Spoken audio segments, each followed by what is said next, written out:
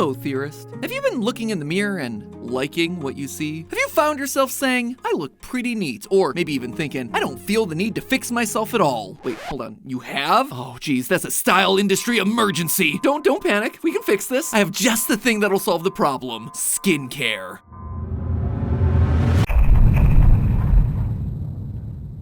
Hello, Internet! Welcome to Style Theory, the fresh-faced addition to the Theorist family that's creating new wrinkles in your brain. Today, we're talking about skincare, in an episode that I've wanted to tackle since before the channel was even a little twinkle in my eye. Skincare, from washes, toners, creams, and serums, is a huge piece of the style pie, and so I'm grabbing a heap and helping of it before my time as channel host ends. Also, let's face it, I should probably be looking into skincare for myself at this point. I've lived the last 10 years on lots of fast food and very little sleep. Not really the best recipe for a glowing, wrinkle-free complexion. But I'm sure that if I just look at a few brands and see what they have to offer, I'll be able to fix myself up in a jiff. Hold on, why are there so many options? This one apparently prevents dark spots. This one defends against pollution. This one apparently has something called banana powder-inspired pigments. Apparently that just means I'm gonna turn yellow. This one protects against oxidative damage, but also has oxygenating ginseng. Should my face be hydrated, oxygenated, glowing, brightened, protected against the city streets, or just have itself some fewer wrinkles? Maybe I just forego it all, put this mask on, and become apparently what looks to be an android. How am I supposed to navigate all this? How is anyone supposed to navigate all this? Well, that's the thing, friends. We're really supposed to know. If there's one thing that the skincare market is great at, it's sell and don't tell. This is a $181 billion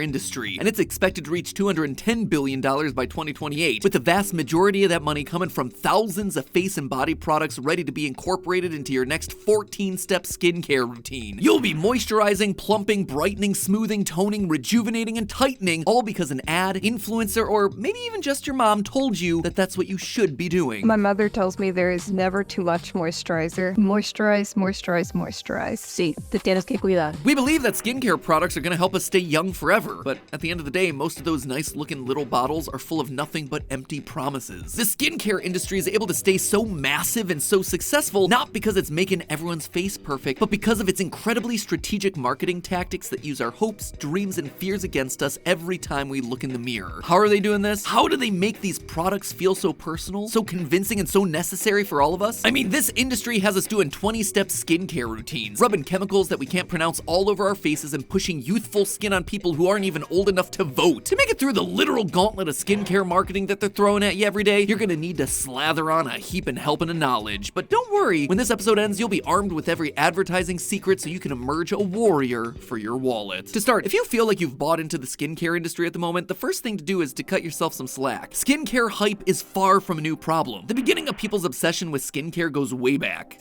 Before that. Oh, way before that one too. Actually to 3000 BC, to the original influencers, the ancient Egyptians. That's right, according to the records that we have, the pharaohs were the first official beauty creators, slathering on skin cream to preserve their baby soft skin. They used natural moisturizers like olive oil and herbs. They mixed together sand and honey to make exfoliating scrubs. Cleopatra was even known for bathing in sour milk, which apparently acts as a natural chemical peel. Honestly, if any one of those methods showed up on TikTok here in 2024, we'd all be like, OMG, that is so genius! And then everyone would be leaving their milk out in the sun so they could pour it on their faces a couple hours later. Full props to Cleopatra, she definitely started a trend, but it begs a pretty important question: why? Any idea why the ancient Egyptians were trying so hard to look Instagram ready 5,000 years before Instagram? Where the heck did we collectively get this idea that younger skin is a must-have? And while we're at it, you ever think it's weird that we don't even define what young skin actually is? I mean, there's a lot of talk about your skin looking youthful, taking years off your face, turning back the clock, but you ever notice how no one ever mentions the actual age that you're shooting for there? How young are you supposed to be looking here? What is the ideal? From where I'm sitting, 25, it's pretty young. When I'm 50, 35 is gonna be young. For some of you, you're probably like 26 and so 18 is young. What defines youthful skin, and why have people been trying to keep it for the past 5,000 years? Well, it turns out that, historically speaking, the definition of youthful skin is like real uncomfortably young. Certainly too young to be used in a commercial here in 2024. Looking back to Cleopatra's time, people had an average lifespan of 33 for men and as young as 29 for women. How about that? You're finally old enough to rent a car and you just keel right on over. Ancient civilizations were focused on two things and two things only: surviving and having kids. Typically, they didn't do that first one long enough to even get wrinkly skin. But because of short lifespans, they actually considered people adults at incredibly early ages. About 16 for boys and as young as 13 for girls, which was the age that they typically got married and had babies. babies. That meant that the people who made it in the world were teen moms. So what then does the ideal woman look like in these olden days? Well, for one thing, she is certainly too young to drive. For some concrete examples of this in history, look at Persephone, considered to be one of the most beautiful Greek goddesses, described in the Odyssey as young, 15 when she meets Hades. Helen of Troy, who's known as the most beautiful woman who ever lived, also 15 at the time of the Greek myth that she's in. The Virgin Mary, she's got herself some great skin, and also roughly 16 at the birth of Jesus. Then again, look at her. She's literally glowing. This kind of art showing goddesses and virtuous saints with great skin also set the historic idea that smooth skin reflects your morality as a person. There's a long history going back hundreds of years around the myth that good person inside equals good skin outside. For hundreds of years in the Middle Ages, afflictions like rashes and acne were associated with being immoral, appearing on people who were sinners or maybe even witches. One type of evidence used during the Salem witch trials to convict women of witchcraft was to find a devil's mark on her skin, which could be any kind of rash, pimple, or scar. If your face was splotchy, well, then so was your soul. So from the very beginning of history, the standard of female beauty hasn't revolved around women, it's basically revolved around extremely virtuous little girls. That is not hashtag life goals there, fam. Fast forward to today. By leaving the idea of youthful skin as this nebulous floating target that's not really defined, the skincare industry leaves us to imagine whatever youthful means to us personally. And so we're always left wondering if our skin is gonna be good enough, when historically, youthful was actually referring to children. Coming into the modern day, you can see that this leaves skincare in this bizarre headspace. The idea of having great skin ties back to our morality, our economic status, our literal survival as a human race. So hey, if you feel sensitive about the topic, it's not you, it is literally an evolutionary battle that you're fighting inside your own body. But hey, you don't have to lose that battle in your hard-earned cash every time you see a commercial. Let's look at how skincare marketing is designed to trigger your insecurities about these areas on purpose using these thousands of years of societal pressure. Won't that be fun? It will be. The commercials are really cringe and funny. Today's skincare companies rely on marketing principles to make you want to buy every cream, lotion, and serum on the shelves. Mass-produced skincare has been around for over 100 years or so they've had a while to perfect all these strategies, whereas you're just walking in totally unsuspecting. Skincare marketing started out relatively mild with Vaseline, first marketed in 1870 in print ads. It could be used as a makeup remover, rash guard, oil for your baseball glove, hair cream, furniture polish, and lip balm all in one. Through the 1940s, it was marketed for both men and women as a practical staple to have around the house. Who needs fancy creams? Baby skin, lips, hands too. Vaseline petroleum jelly is doing it all. Because who doesn't want to take care of their face using the same goop that they use to oil their rusty wagon wheel? But then, things started to heat up when a new wave of products hit the market. The skincare juggernaut of the 50s, cold cream. Cold cream used major marketing tactic number 1, problem, agitation, solution marketing. Now a well-known advertising tactic. Step number 1, tell the customer that she has a problem that she didn't know existed. Step number 2, make that problem seem really annoying, something that's gonna just bother her throughout the entire day. Step number 3, tell her how your product's gonna fix the problem and improve her whole life in the process. If you've seen any made-for-TV ads, this is probably the single most extreme version of this sort of tactic. Do you struggle and strain to reach high places, behind the couch, or in small, tight spaces? Well, not anymore.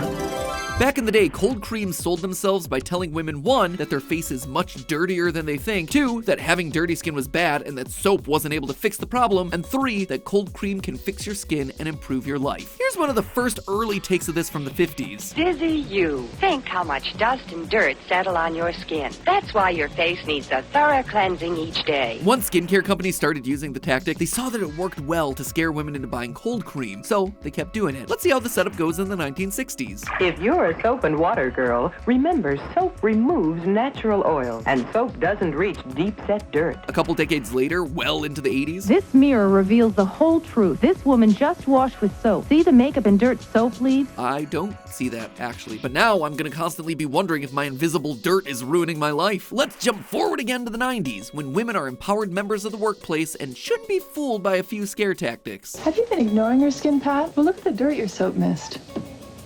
Oh. In each and every case, cold cream is the magic fix for that horrible problem of invisible dirt on your skin, apparently. That's why Cell-On Cold Cream is especially recommended for a young complexion. Huh, there's that thing about being young again. Once a day, really cleanse with Pond's Cold Cream. Now your skin looks radiantly clear. That's why, as a skin consultant, I recommend Pond's Cold Cream, lifting away makeup and dirt that soap left behind. See? Hold up, what's a skin consultant? Pond's cleans deep down into your pores. Looks great. So soft. Same tactic, same messaging for almost 50 years. It works because it makes you think that there's something wrong with what you're doing, when what you're doing is probably totally fine for your skin. To make matters worse, this problem agitation solution marketing dovetails perfectly into marketing tactic number 2, FOMO. See, if you're presented with a problem, and then an ad tells you that it's gonna solve your problem, suddenly if you don't buy the product, well, then you're missing out. To add to all that pressure, we live in an age where there are thousands of beauty influencers online who are constantly getting products, just hundreds of new products shipped to them in the mail. Many of them swear by these products when they're showing them to you in a video, even though they might have just gotten them for free in a PR package. They might have been sponsored by the brand, or, they might have just tried them the one time. Just like problem agitation solution marketing, FOMO preys on the most powerful emotion you got, fear. Instead of inspiring you to buy something, it makes you feel bad that you don't buy something. So how do you spot these tactics? Well, it is literally every skincare video on TikTok. Love, love, love this. Absolutely get it. Okay, y'all, this is how you're gonna get glass skin for 2024. Use a gauze towel to dry your face. If you use a regular towel, I swear to God, it's gonna break you out. Use Panoxyl once a week. I freaking swear by Panoxyl. And lastly, you can never have enough hyaluronic acid in your skincare. Personally, I love this TikTok, where it's literally just labeled skincare tips that'll save your life. And here people accuse me of clickbaiting. Skin talk trends like glass skin, bubble cleanser, that weird green stick mask from a couple years ago, all of them driven by FOMO. The smartest thing that you can do in the face of all this fear-based marketing is to just walk away. Think about what you really need. Unfortunately, the skincare industry is plenty well equipped to make you feel stupid and blur the lines. One of skincare's favorite tactics to continue to blur that line is to tell you you're buying something because science. A quick reality check here, friendos. Skincare products fall into the category of cosmetics, not medicines, so they don't have any testing or approval requirements from agencies like the FDA. The best they can do is unofficial testing, like here in this 1950s commercial where they made people's faces radioactive to test cold cream. Probably the craziest thing I've ever seen. Cleansing tests were made by an independent testing laboratory. This same kind of dirt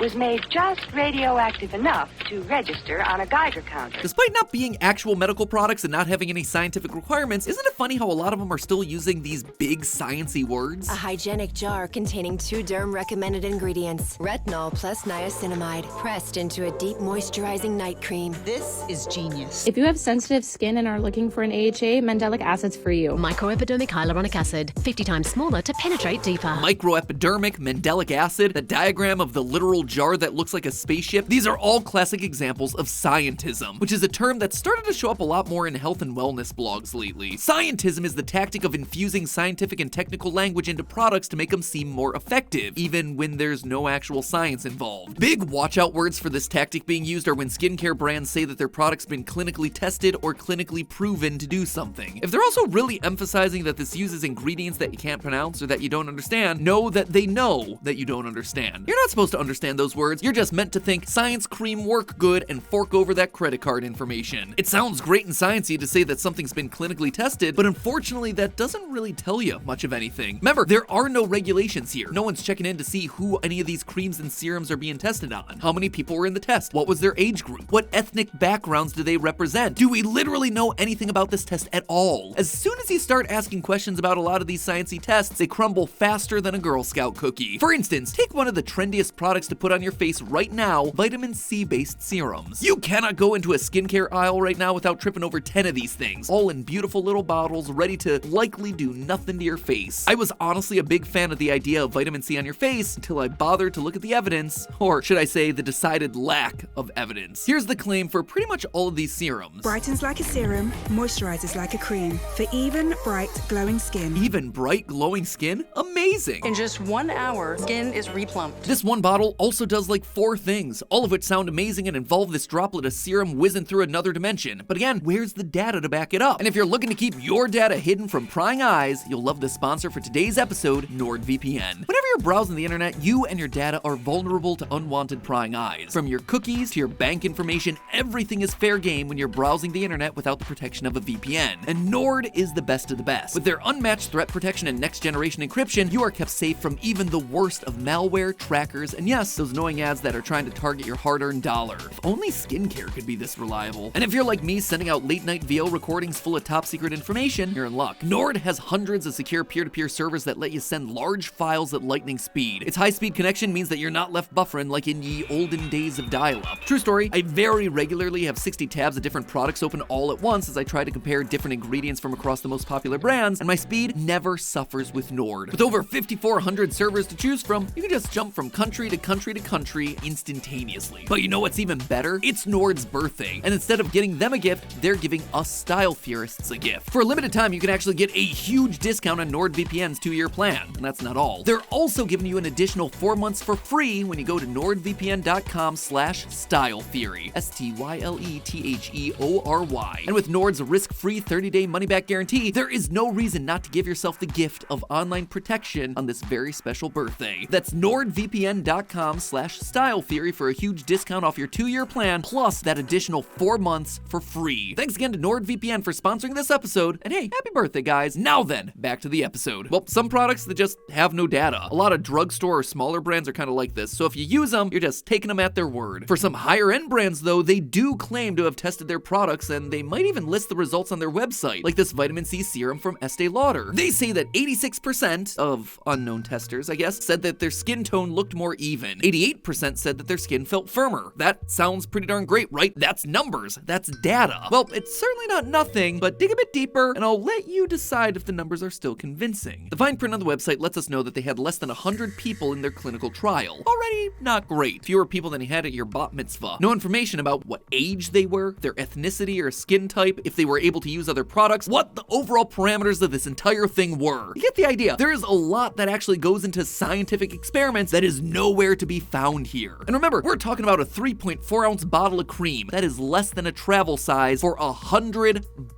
But okay, back to what they do have. This data is based on them using the cream for 6 weeks straight. The instructions say to use it 2 times per day, so that's 84 applications, and it's ideal, their words, after using yet another product. But we don't know if that was related to the experiment. On top of all of that, some of the bigger claims, like the fact that it'll reduce your acne scars and dark spots, minimize your pores, those don't have any evidence, not even a footnote in here. I don't know about you, but looking at this, didn't feel like enough. Is there anything else we can do as customers to try and get more information? Well, I tried. I did an internet search for the Estee Lauder studies that would be published if they were public, and I found nothing. I'm not blaming the company for this. It could be that I just missed them. It could be that they haven't publicly published the data. I'm not trying to shame them or anything, but I wish that they had linked to the actual study somewhere on the site. The message this sends to me is that they want me to feel like I have the scientific data I need to shell out $100 for a tiny vial of serum, but they don't actually want me having access to the full slate of numbers, lest I find something that doesn't quite live up to the promises that they're so keen on promoting. Since I couldn't find information on this specific Estee Lauder study, I decided to broaden out my search to look for any clinical studies done on vitamin C serum to see what is available out there in the public. For such a well-known product, there was a lot less than I expected. While there were a couple, and I do mean 2 or 3 studies in middle-aged patients that showed vitamin C reducing sun damage, the broader results were underwhelming and often nothing at all. The most comprehensive clinical review I found from September of 2023 listed 7 clinical studies that have been done with topical vitamin C since 2010. Most studies involved less than 60 people total, a few had less than 30. The average patient age was 48, and 77% of the studies didn't even record a skin type for the patients that were participating. Most of the studies required patients to use the product for 12 weeks to see a result. Some of them were totally subjective in the data that they were gathering, and a lot of them used multiple products, or even gave the patients laser face treatments with the vitamin C. This all left me feeling pretty unconvinced that a random bottle of vitamin C serum is going to make a big difference to my face. And I'm not the only one, my friends. The results of actual clinical testing on these serums has been so bad that the New York Times published an article specifically calling out the fact that this is not a proven ingredient to fix the problems with your face. But the thing is, that research right there, that took me almost an hour to get. And I'm good at finding and reading scientific papers. Skincare companies know most people can't or don't want to do that sort of thing. So instead, they just show a model with great skin who happens to be dabbing on some cream and hope that you'll believe that it's the science. The takeaway here, science isn't science when it comes to skincare products. All those sciencey words, they're there to help you justify enormous price tags, and no one's regulating whether or not they're gonna do anything to your face. Speaking of enormous price tags, there's one more big marketing category that we gotta talk about here, and it's one that you'll know well if you've spent time on YouTube: aspirational advertising. The idea of aspirational advertising is to show you some awesome, better version of you that seems just out of reach. But you know what could bring it within your grasp? Buying this product. This started as early as the 1950s, when using skincare promoted the aspirational dream of getting a husband. I'm marrying Mervyn. Creaming twice each night with Pond's cold cream. Once to get off makeup and grime, then again. That's the secret. Mervyn! I never dreamed Don't you want to marry me? And she's not the only one creaming her face to fulfill her dreams. I've been creaming my face twice every day for 7 days. Wow, Pond's 7-day beauty plan really works. And then, of course, there are those people who aspire to seduce the boss while on the job. What's wrong with me?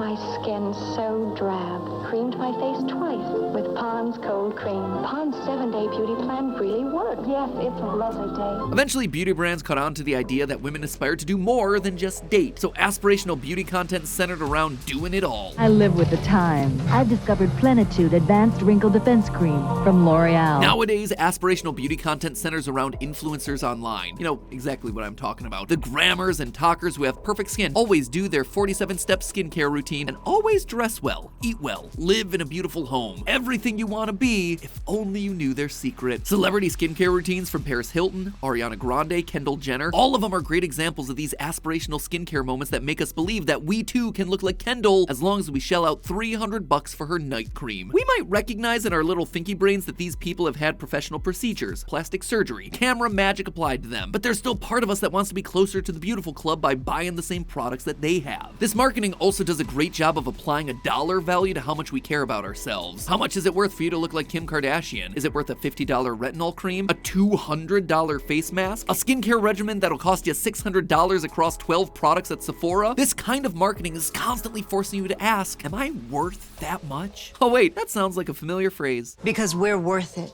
There you have your answer, right? If you're questioning whether you're worth it, you have skincare companies right there to tell you, yeah, you are. As a marketing phrase, L'Oreal started using because I'm worth it during the women's liberation movement. In the 70s, the women's rights movement descended into the streets, but advertising had not yet given women a voice. Their husbands did the talking for them. A 23-year-old advertiser came up with this slogan, because I'm worth it, and revolutionized the rules of advertising for an entire era. There's no doubt that empowering women to speak for themselves and demand what they want is a good thing. But as a marketing idea, well, it starts to cut both ways. You're worth it both serves the purpose of telling women that their health, beauty, and self-esteem are worth investing in, a good message by itself, from friends. But it's a very different story when you recognize that it's coming from a money-hungry company saying those words to help you swallow the bill of $100 snake oil. Oh, it's $100 for a really small bottle? Yeah, I'm worth it. And if I don't buy it, well, I'm not valuing myself enough. I'm not worth $100. So after all that, marketing that makes you feel sad, jealous, stupid, old, and not glamorous enough, they're finally here to tell you, you know what, customer? Go ahead, buy another face cream. You are just so worth it. When it comes to skincare, there's a reason why it makes a lot of us feel so confused. It's because it's designed to. That's the way it's supposed to work. So then, what do you do about all this? How do you fight back? Well, first of all, you look for these tactics. The next time a beauty influencer pops up on TikTok, identify the emotions that you feel when they're telling you to try the trend right now, or that you have to get a product that they use. The truth is, you don't have to do anything. Really, you don't. You don't have to buy anything. Buying or not buying face cream will absolutely not change your life. The only thing it is gonna change is your credit card bill at the end of the month. Does that mean that you shouldn't own any skincare products at all? No, of course not. If there's something that you choose, not because of some scare tactic, but because you enjoy using it for whatever reason, that's awesome. Do that. You don't have to feel guilty because you don't own 20 skincare products. You are free to just slap on some sunscreen and get on your way. Because SPF, sun protection factor, yep, that is like the only thing in any of these lotions that is universally proven with hard, actual science to be great for your skin. Protect your face from the sun, folks. That's all you need to know. And with that information, you're now armed with the knowledge that you need to keep yourself, your wallet, and your skin safe from the skincare aisle. Good luck out there, and as always, remember, it's just a theory. A style theory. Keep looking sharp.